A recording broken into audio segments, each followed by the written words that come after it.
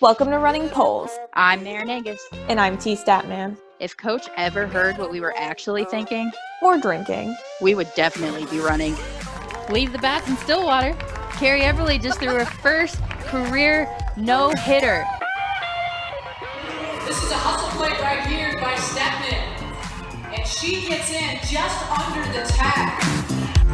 She drove that ball out deep to left center, and we've got a brand new ball game. Statman just not pulling the trigger on that. Looks like it could have been slightly low. And with 2 strikes, that's one you have to protect on. Hey, what's up, you guys? It's T. And I'm Marin.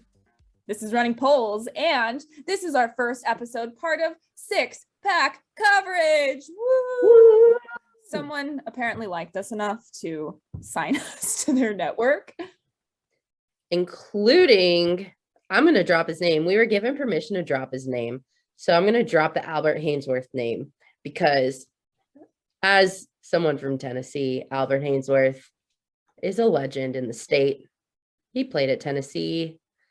He played for the Titans. And now he's one of our quote unquote bosses. What?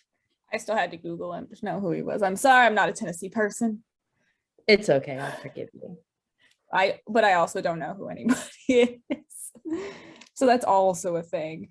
No, this is really great. I'm really excited for this partnership, and we're gonna get some things in the works, and that's kind of why we've been dormant for a little bit. Yeah, I'm excited to see what kind of merch we can pull out, you know, like and I hope someone besides my dad will buy it. I mean, I think we're gonna reach the masses. So today we have someone that Marin brought on as a guest. Yeah, softball season started, and I mean, we're in the full swing now. And at the beginning of this season, the one name that really popped for everyone was Jordy Bahl, freshman pitcher from Oklahoma.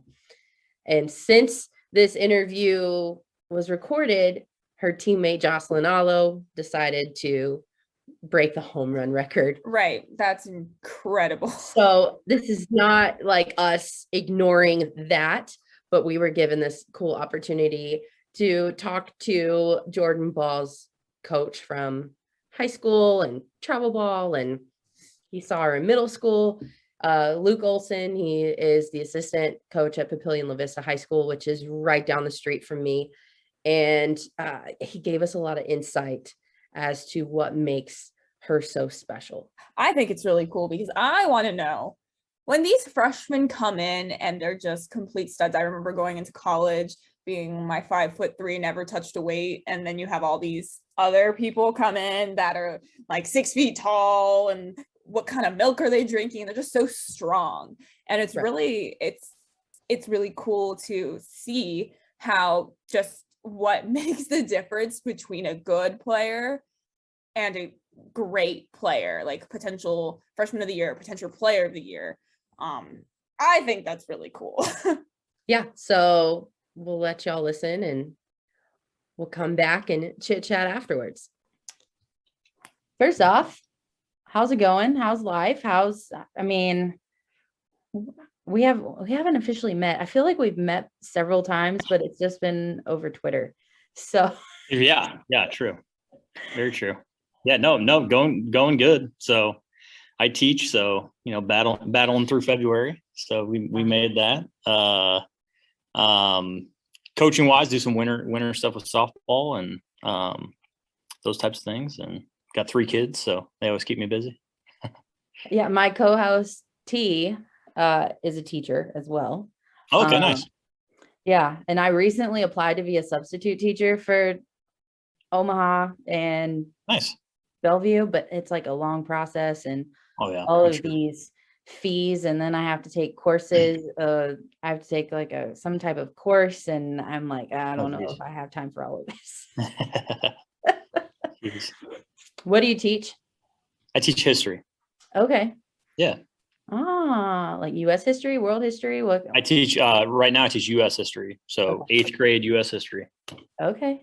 Yeah. And how did you get involved with coaching softball? So when I was student teaching, which would have been 12 years ago, I started coaching baseball for the school district Papillion, the school district that I was student teaching with. Coached baseball for a couple years, and then kind of found my way into softball through that, and then stopped coaching baseball and only coached softball. So that was kind of the transition. What grabbed you with softball that you were like, this is what I'm running with? I think a lot of it. So the program that I coach with, Papillion La Vista, they have a very unique tradition, I would say, softball wise. Just the culture that was built in that program, I just felt I fit into that, and kind of the goals that they were going for. In terms of just the game itself, I mean, the speed of it is, I guess, what I love about it.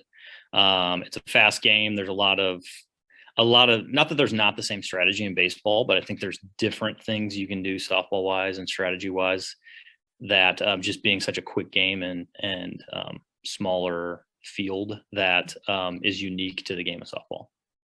And in the state of Nebraska, I learned a couple years ago that high school softball is not played in the spring; it's played in the fall. Yes, yeah. So it's a quick season. We start usually we start like right after the first week of August, and then state is always that second, third week of October. So it's fast. How many games a week are you playing? Shoot, I don't know. I mean, there's some weeks where it gets a little, you probably would play easily play like a Tuesday, Wednesday, Thursday, and then tournament. Yeah. So I mean, there definitely are weeks where you play 7-8 games. Wow. Yeah. Wow. So, and you lucked out with a gem of a softball player. Yeah, absolutely. So just kind of tell me what was your reaction the first time you saw Jordy Bahl play softball? Well, the first time I saw her play, she was in 5th grade. So we were doing a softball camp. So it would have been, I think we would have been like 3rd grade to 7th grade would have been like the grouping of kids. And then we always do our high school one after. So, I mean, I guess the biggest thing I remember about her is I was running a hitting drill, and we, had rotated groups and stuff, and she gets up and starts hitting front toss and is just, smoking lasers past these little 4th or 5th graders that were not ready for balls to be hit that hard. So it was like kind of scrambling to get high school kids to, back those kids up or get in front of them and keep them safe, keep them protected. So that's the first, I guess, memory I have of her as a softball player. Was she, I mean, I know the first time I saw her was way on down the line. So you've had this opportunity to watch her grow. Yeah. And go from that 5th grader to what she's doing right now at Oklahoma.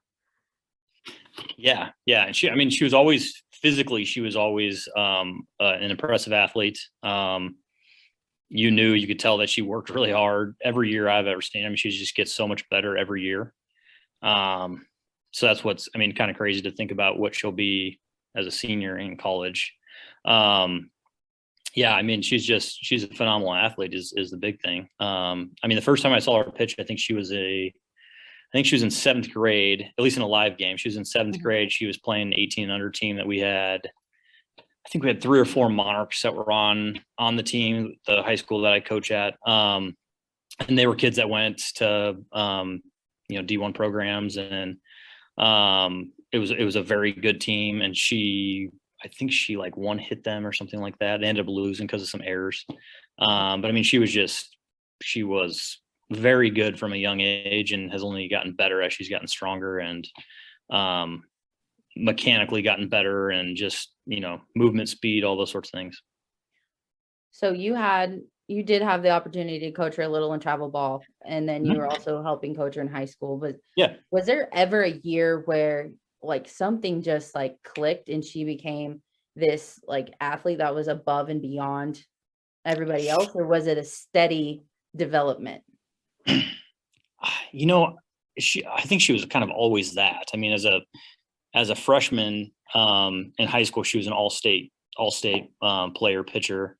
I would say offensively, when she went from her freshman year to her sophomore year, there was the biggest jump in terms of offensively just being a complete standout there as well. But in terms of pitching, I mean, her freshman year, we had another Division I pitcher on our high school team who was a senior. And so the two of them pitched the majority of innings for us. So it's kind of a unique dynamic because both were extremely good, but obviously there's a big age difference.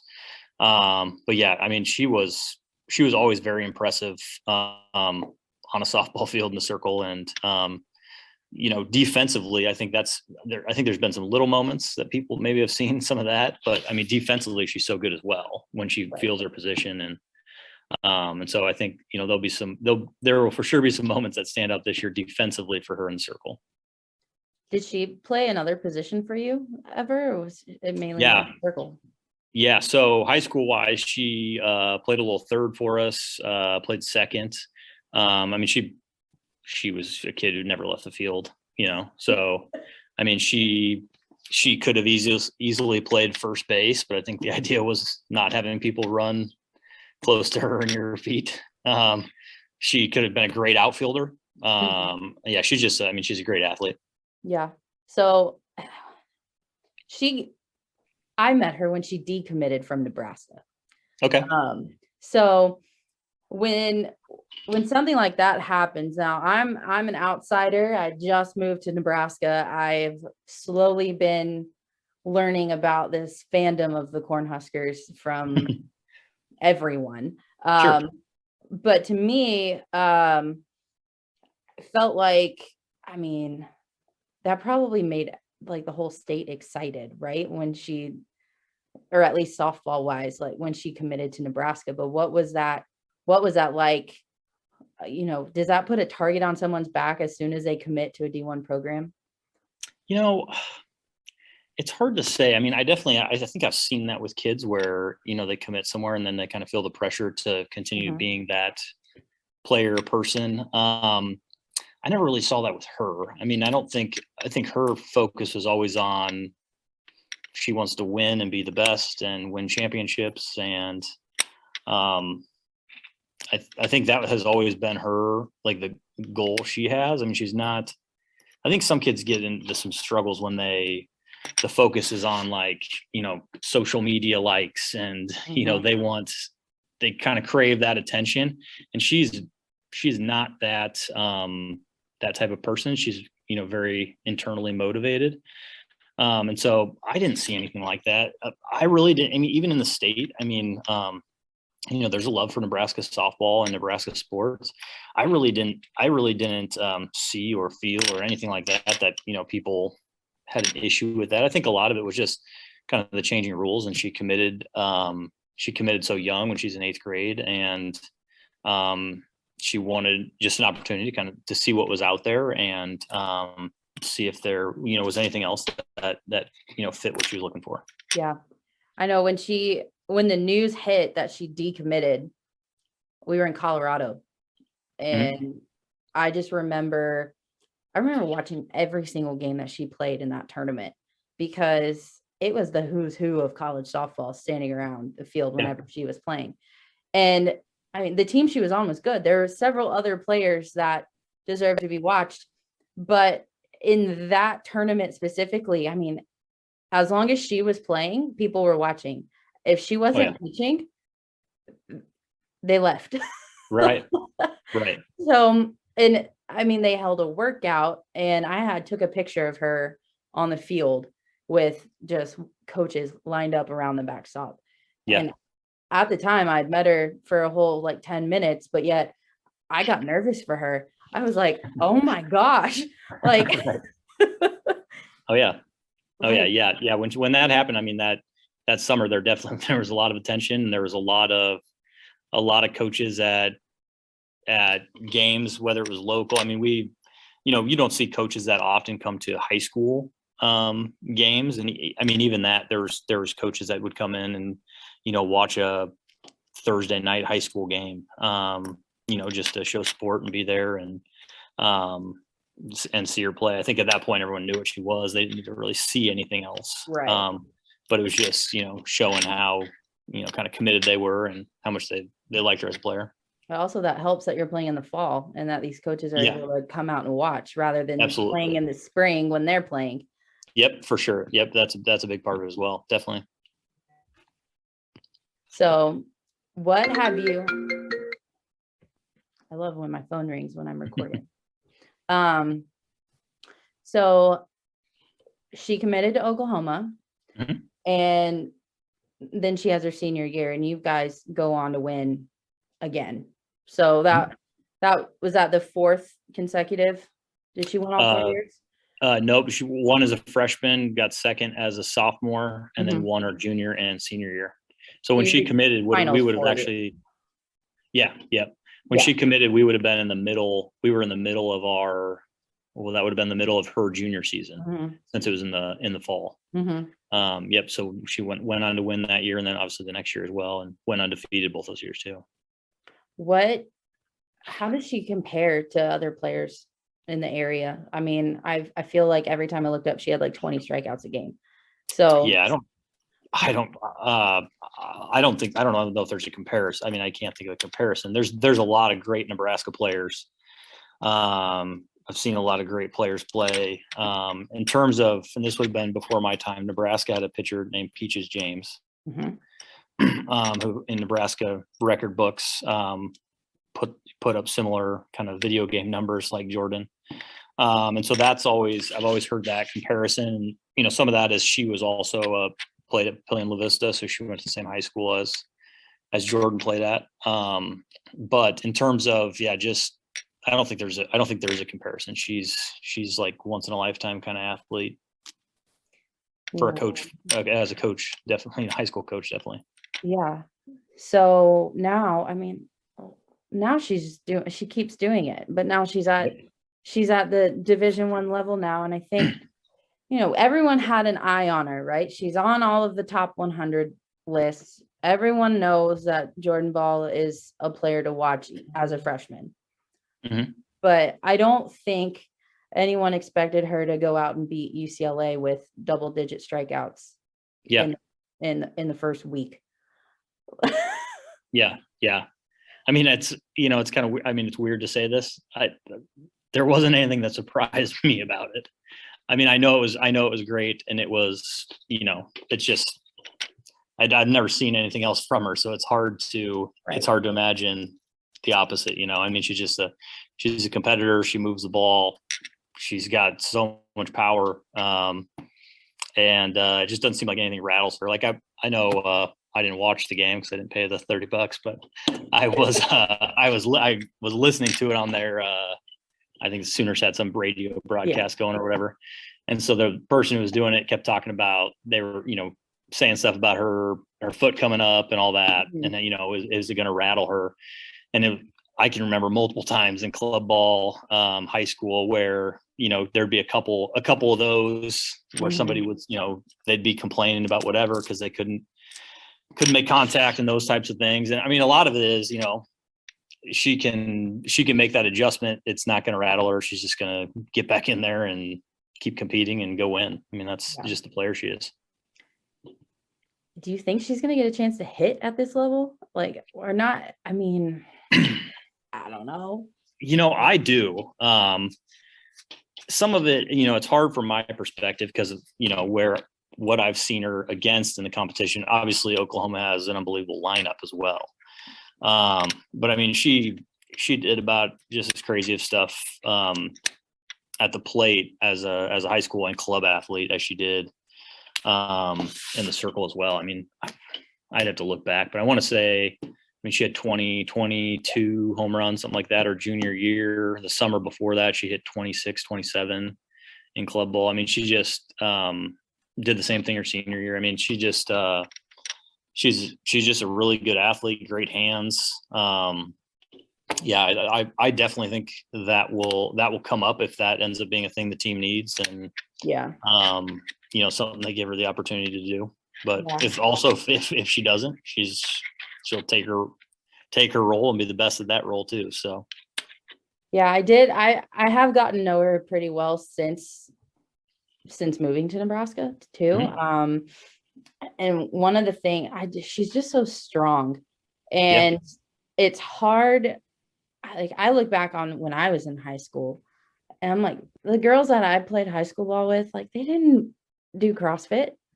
They Right. didn't, I mean, they weren't like going out and lifting weights and doing CrossFit. And like, I mean, she's, I don't want to like, I don't want this to come off wrong. She's a specimen of a human. Like, Absolutely. Yeah. so I totally agree. I mean, some of it's just, some of it you just can't, you can't fully, I mean, as a freshman, she was strong at that point in time. She always talks about, she's got 3 brothers and just kind of, always competing with them and things like that. I know they have kind of a weight room set up in their basement, stuff like that. So, wouldn't surprise me at all if there's, competition, things like that happening down there as she's growing up. She's just always been, she's a very gifted athlete. There's a lot of natural ability, but then, I mean, it's hard to say any player works harder than she does. what are you looking forward to seeing out of her, like, the rest of this season? I mean, it's hard. I mean, the whole country's talking about it right now. I think she's player of the week for D1 this week. What I don't know. I feel like the sky's the limit for her. Yeah. And there's almost, I can't pinpoint like, oh, I can't wait to see her throw a perfect game. She already kind of did. Right. Yep. Absolutely. So I'm like, what? I guess go out and win a natty. Like, yeah, I mean, that's I can guarantee that is her goal and her team's goal, and that's everything they're pushing for. I mean, for me, I like that she's having fun. She looks like she enjoys her teammates, enjoys her coaches. They're all smiling and competing, and that's the kind of stuff that I love seeing. So, I mean, from my perspective, that's what I want to keep seeing is, her have fun, enjoy her college experience, and, keep pushing towards those goals. Have you bought any Oklahoma swag yet? I have one hat. She gave me a hat when she committed. But I have not bought any yet, but at some point in time that is a possibility, but we'll see. Are any of the girls on the high school team like showing up wearing like Jordy Bahl Oklahoma softball shirts? Oh yeah, you definitely see more Oklahoma softball stuff in Nebraska for sure. I do some club stuff, like some development stuff in the winter with some younger groups, and there's always somebody wearing Oklahoma softball stuff. And obviously, I mean, they're just they have a great program and have a good history and all that. But she, when she shows up and she's around the, younger kids, she puts a lot of time into talking to them, giving them advice, just being friendly and kind and those kind of things. And, I think it's things she'll remember. We talked about, we had her last high school camp. It would have been, now I can't remember if it was the summer after she graduated or if it was before, but she, after the little kids camp, they get a t-shirt or whatever. And it was not a planned thing or anything like that. And it was like every kid lined up to get her autograph. And so she, stayed and signed like, I don't even know, 75 t-shirts or something like that. And just, talked to kids, communicated with them. I mean, she's a great role model for young athletes as well. And I think that's just something that's always kind of come natural to her. Do you envision something like, I don't know, Jordy Bahl softball camp is that something that could be on the table? I could envision anything with her, honestly. Yeah. I mean, I think she could do about anything she chooses to do and be good at it just because her mentality and whether that's softball or life or, anything. Person wise, I think I was in a unique situation. I had her in class as a 7th grader and an 8th grader. Okay. So, I mean, she was just as competitive in, stupid review games and stuff like that as she's on the field. I think it's just part of who she is. And, she comes from a strong family, and they're a very close family. And so I think, her values are definitely rooted in her family and the faith that she has. She talks about those things a lot. So I actually was able to, this was over this, maybe August. I had extra tickets to the Lee Bryce concert in Ralston. Okay. And I was like, I don't know anybody out here except for her. So I texted her and I was like, I have 2 extra tickets to the Lee Bryce concert. Do you want them? And she was like, yes. So she brought one of her teammates, the catcher. Brooke. Yeah. So the 2 of them ended up at the Lee Bryce concert. With me and my fiance, and I was just like checking in on them. They sat somewhere else, but I was like, you guys having a fun time? You good? Do you need anything? I was like, personally at the time, I was like, I'm not really covering softball right now, so I'm kind of fangirling a little bit. Like, right. That's funny. Yeah. So I'm happy to see her early success. Yeah. Personally, as a UCLA fan, I was a little insulted at how lopsided that was. But I'm happy to see her succeed. I'm very anxious to come out to watch a high school softball game in Nebraska. Yeah. Now that I live here. And thanks for coming on the show. Hey, you bet. No problem. Thanks for having me. T, do you remember a freshman pitcher that just blew you away? Rachel Garcia. I feel like Rachel Garcia is kind of that standard for what being an all-around player was. She was just so good. It's like all those girls coming out of those California teams. Even I played with Taylor McQuillan, and like our freshman year, they just come in and they're so dominant, dominant coming out of those like the Bat Busters, Corona Angels, like any of those people coming out of any of those teams. And then we've had probably more girls coming out of the East Coast and the South. But yeah, the most dominant one, like I swear, Rachel Garcia is just one of those people that really stands out. Yeah. When I was playing, at least. Yeah, and Jordan kind of sets this new narrative because she is coming out of the Midwest. Mm-hmm. And she played travel ball for teams based in the Midwest. And we're seeing some of these Midwest teams start to come on, like Minnesota had some good years, and Nebraska has had some good years. And I mean, Oklahoma technically is the Midwest. And we're just watching these teams and what they're doing, and it only makes sense for her just to continue on this trajectory, because I mean, as of right now, she's hands down freshman of the year, right, no doubt in my mind. And now we're gonna see, she had a chance to hit. That was something that I talked to Luke about. She was a dominant hitter in high school and in travel ball, and with that Oklahoma lineup, there's just no room for someone to hit when you have a DP that has already hit, however many bombs. And so now she did get a chance to hit. I mean, I don't think it's going to happen all that often, but God bless, she is just so good. And I think it's great seeing players coming from all over the country. And I think with the success of Oklahoma, that softball is not just being tied to the West Coast anymore.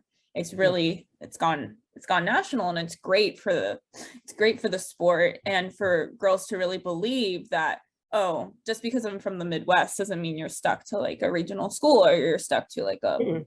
D2, D3, like lower D1. Like you work hard enough, girl, you can go wherever you want in the country. And she kind of like sets that bar, decommitting and then committing. Yeah, and that's another thing too, is like, especially with softball, we don't hear a lot about girls who decommit.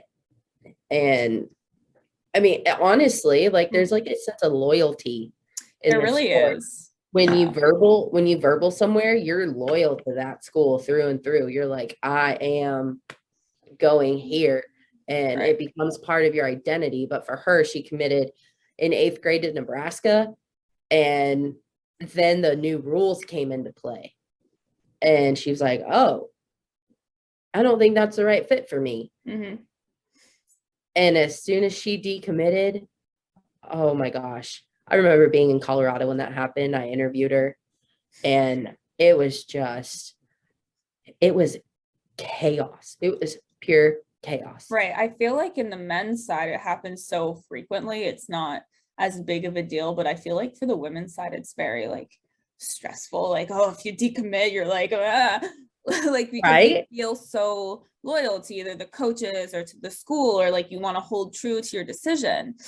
But at the end of the day, you got to do what's best for you. And obviously, we've seen more and more proper announcements like, I'm committing here, and they like select the hat, like they're all really into all that stuff. And I think I'm all for loyalty in terms of sticking true to your decisions, but if it's really not where you feel is the best fit, especially when you're making that decision in 8th grade, like at 13, you are not the same person when you are 17 years old. You're just not. Your priorities are different. What you believe is different. So for her to make that decision, that's really big on her to like really kind of take the bull by the horns and kind of change her life trajectory. Yeah. And she's just a humble person. That's the other thing, is when you get these athletes that, I mean, they're some of the best, and they're just so grounded, and they know who they are. They know they're good at what they do, but they're not going to let it get to their head. Right. And that's when you're like, okay, like not only is she a great athlete, but she's a great human. I think that's great. Yeah, there's some players that you see that like know they're good. They just know. And I feel like sometimes there's a bit of an imposter syndrome that some athletes might have. I don't personally know her, so I don't know how she is, but some people might be like, oh, I'm just from a small town, and I'm just here, like this is such a great opportunity, and you kind of just take it one day at a time versus like, yeah, I deserve to be here, like yeah, of course I'm here. You know what I mean? Right. Yeah. I expect great things to come from her, and I am just happy to watch, honestly. I'm glad to be in the position where I'm able to watch her. I'm able to talk to people who have known her and have grown up with her, and I'm happy to see her early success. That's awesome. Yeah, I can't wait to watch her as well. Now it's time for the kvetching corner. Welcome to the kvetching corner. I could kvetch about anything. What do you want me to kvetch about? That's I know. well, I guess the only thing I'm kvetching about is perm yesterday, and I ate way too much sugar.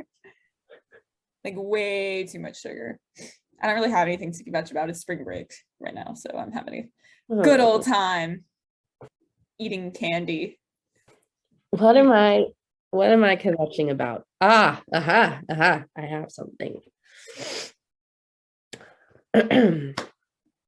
This is where I'm kvetching.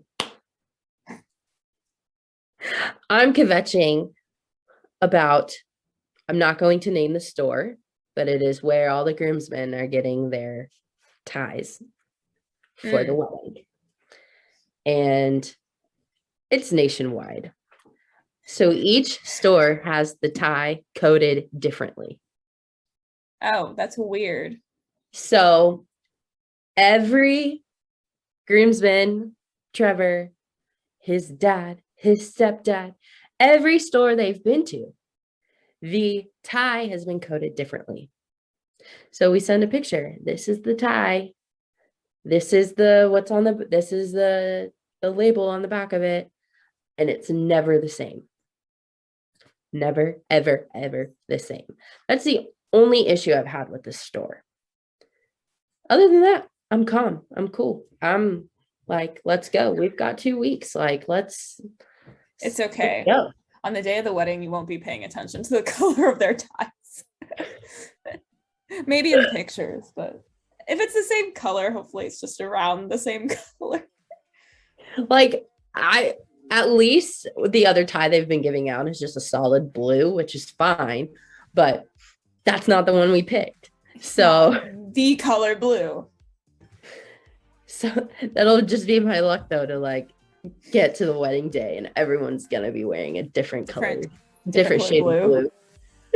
But then it might look like it's on purpose. Maybe. We would like to give a big thanks to Six Pack Coverage for really giving us this awesome opportunity. Hopefully we're getting you some really cool guest hosts on very, very soon. And thanks to Luke Olson for agreeing to do an interview with me. And good luck to the Oklahoma Sooners and their quest to defend their national title. And also, good luck to Papillion La Vista. They don't play again until the fall because Nebraska plays in the fall. So good luck to them next year. Give us a 5-star rating and subscribe to the Running Polls podcast on your favorite podcasting service. Anchor, Spotify, Google Podcasts, and even Apple Podcasts. Woohoo! Please give us a 5-star review and leave a little comment so we know that you're listening. You can follow us on Instagram, Facebook, and Twitter at Running Polls Pod and on our website at runningpollspodcast.com. We will be coming to a podcast platform near you. I can't say where you're going to see us because you don't see us.